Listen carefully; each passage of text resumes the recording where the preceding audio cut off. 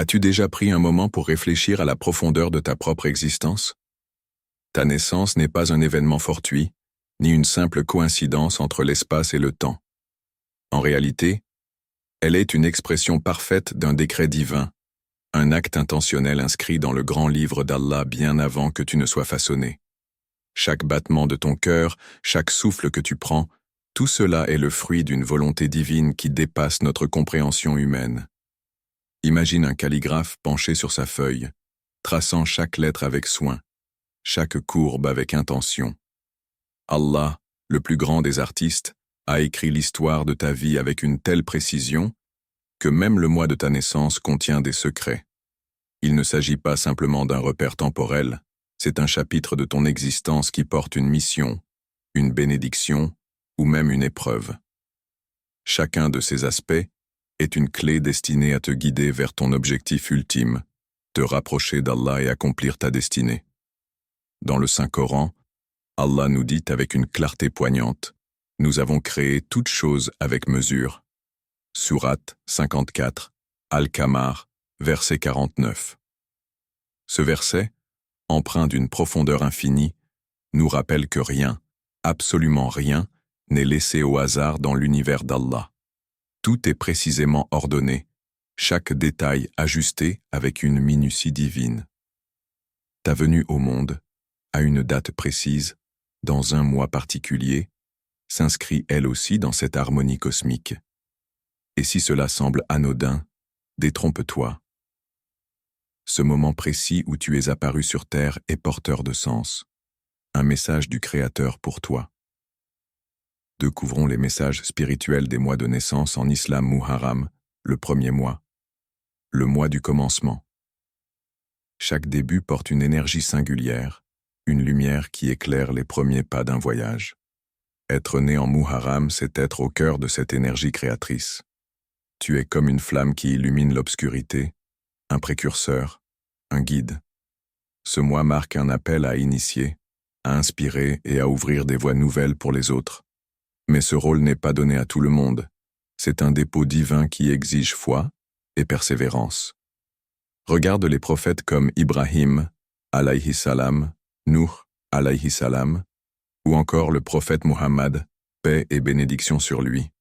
Chacun d'eux a incarné ce rôle de pionnier. Ibrahim a défié les idoles de son peuple, refusant de suivre l'aveuglement des traditions. Nuh a persisté dans son appel à la vérité, malgré le rejet massif de son peuple.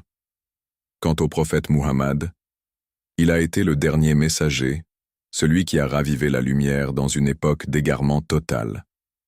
Être né en Muharram, c'est porter cette même mission, tracer un chemin dans l'incertitude, guider ceux qui hésitent et éclairer ceux qui sont perdus.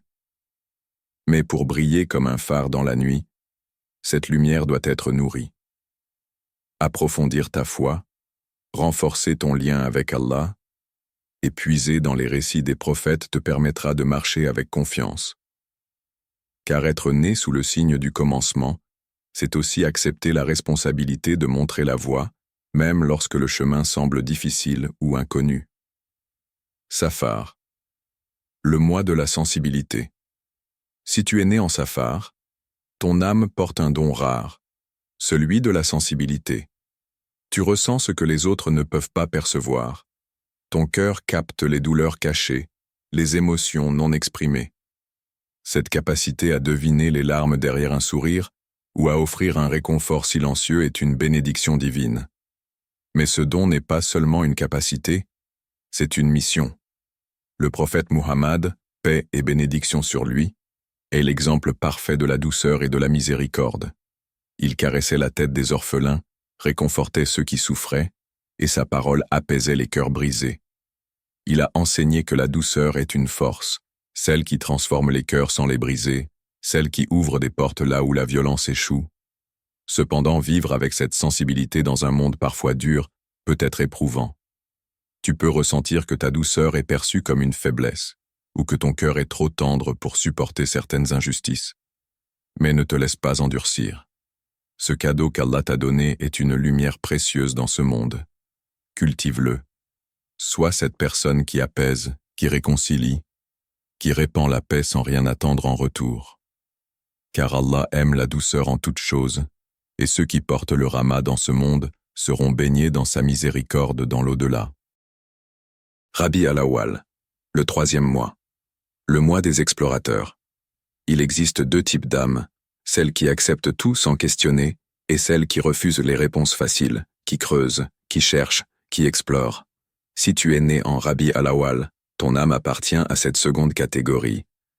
Tu as soif de savoir, un désir brûlant de comprendre le monde, de découvrir les vérités cachées derrière les apparences. Ce mois est marqué par l'esprit de curiosité, mais aussi par un appel à orienter cette quête vers le divin. Pense à Ibrahim, alayhi salam, ce jeune homme qui, en scrutant les astres, a découvert l'unicité d'Allah. Il ne s'est pas contenté de suivre la tradition de son peuple. Il a réfléchi, douté, cherché, jusqu'à ce que la vérité éclate en lui. Je tourne mon visage exclusivement vers celui qui a créé les cieux et la terre. Sourate 6, Al-An'am, verset 79. L'islam est une religion qui valorise la connaissance. Le premier mot révélé au prophète Muhammad fut « lis ». Ce n'est pas anodin. Apprendre, chercher, comprendre, c'est une obligation pour chaque croyant. Si tu es né en mars, Allah t'a doté de cet esprit curieux, mais il est de ta responsabilité de diriger cette quête vers ceux qui te rapprochent de lui. Ne te perds pas dans des distractions ou des savoirs inutiles. Cherche ce qui éclaire ton âme, ce qui élève ton esprit. Car chaque vérité découverte, chaque connaissance utile, te rapproche un peu plus du Créateur. Rabi al-Thani, le 4e mois. Le mois de la régénération, Rabi al-Thani, est un mois de renouveau, où les cycles de la nature nous rappellent que la transformation est toujours possible, même après la période d'hibernation. Si tu es né en Rabi al-Thani, tu possèdes un pouvoir particulier, celui de toujours renaître, de t'adapter et de croître, peu importe les défis. Ta vie est une succession de renaissances, de nouvelles étapes où tu te réinventes pour mieux avancer. Comme les plantes qui, après l'hiver, poussent vers la lumière, toi aussi, tu as cette capacité à émerger des périodes de souffrance et de doute avec un esprit renouvelé. Il est important de reconnaître que cette transformation n'est pas instantanée. Parfois, elle demande des sacrifices et de la patience. Mais chaque souffrance traversée devient une semence de sagesse qui permettra à ta lumière intérieure de briller davantage. L'histoire des prophètes nous rappelle que la force spirituelle ne réside pas dans l'absence de difficultés, mais dans la capacité à se relever après chaque chute. Fais preuve de persévérance et cherche la purification de ton âme en suivant l'exemple des grands modèles spirituels. Car tout comme le printemps réveille la nature, ta foi peut raviver la flamme de l'espoir et de la paix dans ton cœur. Jumada al-Awwal, le 5e mois, le mois de la loyauté. Jumada al-Awwal symbolise la fidélité et la constance. Si tu es né en Jumada al-Awwal, tu es probablement une personne loyale, profondément attachée à tes convictions, ta famille et tes proches. Cette loyauté est une bénédiction précieuse. C'est la solidité d'un arbre enraciné profondément dans la terre, peu importe les tempêtes. Ta capacité à rester fidèle, même dans les moments d'incertitude, te permet de devenir un pilier pour ceux qui t'entourent. L'exemple de Youssouf, alayhi salam, fidèle à Allah et à ses principes malgré les épreuves, est une source d'inspiration pour toi. Sa loyauté l'a conduit à travers l'injustice, mais aussi à la victoire spirituelle et terrestre. Dans le monde actuel, où les liens se fragilisent rapidement, ta loyauté est une lumière rare. Garde cette foi inébranlable, que ce soit envers ta famille, tes amis ou ton Créateur. En pratiquant la loyauté, tu montres la beauté de l'engagement envers les autres et envers Dieu. Tu rappelles au monde que la vraie grandeur se trouve dans la constance et l'intégrité. Jumada al-Thani, le 6e mois, le mois de la paix intérieure. Si tu es né en Jumada al-Thani, ton âme aspire à la tranquillité. Tu es à la recherche d'une paix profonde, qui ne dépend pas des circonstances extérieures, mais qui réside dans la soumission totale à la volonté d'Allah. Comme une rivière calme qui coule paisiblement, ta nature cherche l'équilibre. Tu sais que la paix intérieure est un choix quotidien, souvent difficile, mais toujours récompensé. Le prophète Muhammad, paix et bénédiction sur lui, a enseigné que celui qui maîtrise son âme dans la patience et la paix trouvera le chemin du bonheur. Lorsque tu choisis la paix dans tes pensées et tes actions, tu ouvres la voie à des bénédictions infinies. Ton rôle est de répandre cette tranquillité autour de toi, d'être une source de calme dans un monde agité. Pense à toi-même comme un miroir de paix.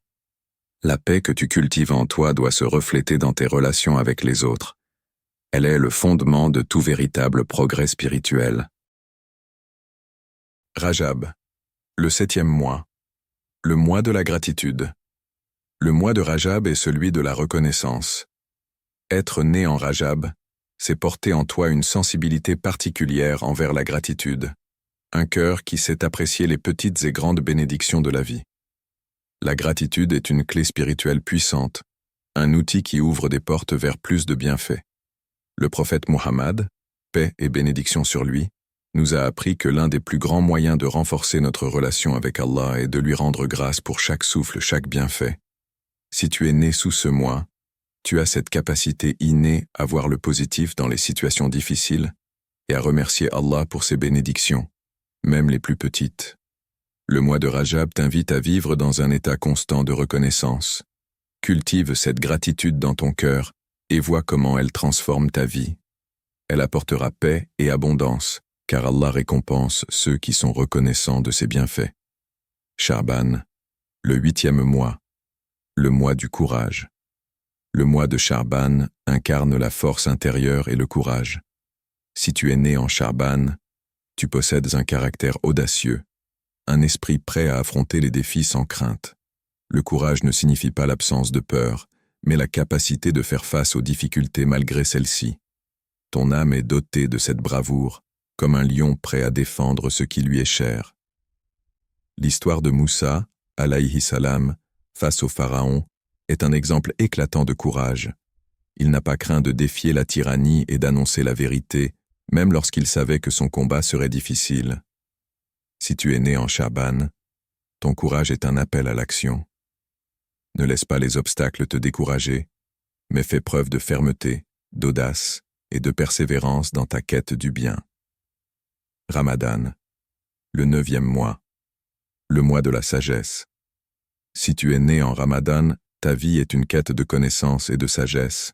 Tu possèdes une capacité innée à voir au-delà des apparences et à comprendre les vérités profondes de l'existence. Le mois de Ramadan t'invite à t'immerger dans la sagesse divine et à devenir un guide pour ceux qui cherchent la vérité. Le prophète Sulaiman, alayhi salam, est un modèle de sagesse. Allah lui a donné une compréhension profonde des affaires humaines, naturelles et spirituelles. Cherche la sagesse dans tout ce que tu fais, car elle te permettra de trouver des solutions justes et d'apporter des bénédictions autour de toi. La sagesse n'est pas simplement une accumulation de connaissances, mais une capacité à appliquer cette connaissance avec discernement, humilité et bonté. Shawwal, le 10e mois, le mois de la patience. Si tu es né en Shawwal, tu es doté d'une patience extraordinaire. La patience est la clé pour traverser les épreuves de la vie avec dignité et foi. Le mois de Shawwal te rappelle que, même dans la difficulté, la patience est un acte de foi puissant qui attire la miséricorde divine. Le prophète Ayoub, alayhi salam, qui a enduré de nombreuses souffrances sans jamais se détourner d'Allah, est un modèle parfait de patience. Si tu es né en Shawwal, tu as ce don de persévérer sans perdre espoir. Cette patience te renforcera et t'aidera à surmonter les défis avec calme et confiance. Dhu al-Qida, le 11e mois, le mois de la générosité. Le mois de Dhu al-Qida incarne l'esprit de don et de générosité. Être né en Dhu al-Qida, c'est posséder un cœur ouvert, prêt à donner sans compter. La générosité ne se limite pas à l'argent ou aux biens matériels, mais aussi à offrir du temps, des efforts et de l'amour. Le prophète Muhammad, paix et bénédiction sur lui, a enseigné que celui qui donne avec un cœur pur reçoit bien plus en retour. La générosité engendre une chaîne infinie de bienfaits. Si tu es né en Dhu al-Qida, sois celui qui tend la main, qui aide sans attendre de retour, et tu verras Allah multiplier tes bénédictions. Dhu al-Hijjah, le 12e mois, le mois de l'introspection. Dhu al-Hijjah est le mois de la réflexion intérieure et de la purification de l'âme. Si tu es né en Dhu al-Hijjah, tu es naturellement porté à l'introspection, à chercher des réponses profondes sur ton existence. Ce mois t'invite à prendre du recul, à évaluer ta vie, à purifier ton cœur et à renforcer ta connexion avec Allah. L'histoire du prophète Isa, alayhi salam, nous montre que parfois, le plus grand acte de foi est la retraite spirituelle, le moment où l'on se retire pour se recentrer. Si tu es né en Dhu al-Hijjah, il est important de t'accorder des moments de solitude et de contemplation. Cela te permettra de renforcer ton esprit, de purifier ton âme et de revenir à Allah avec un cœur plus fort et plus éclairé. Chaque mois, dans son essence spirituelle, contient une vibration unique. Certains mois sont synonymes de courage, d'autres de patience ou de résilience. Certains appellent à la douceur et à la miséricorde, tandis que d'autres éveillent en nous un besoin de quête, de recherche de vérité. Ces caractéristiques ne sont pas arbitraires.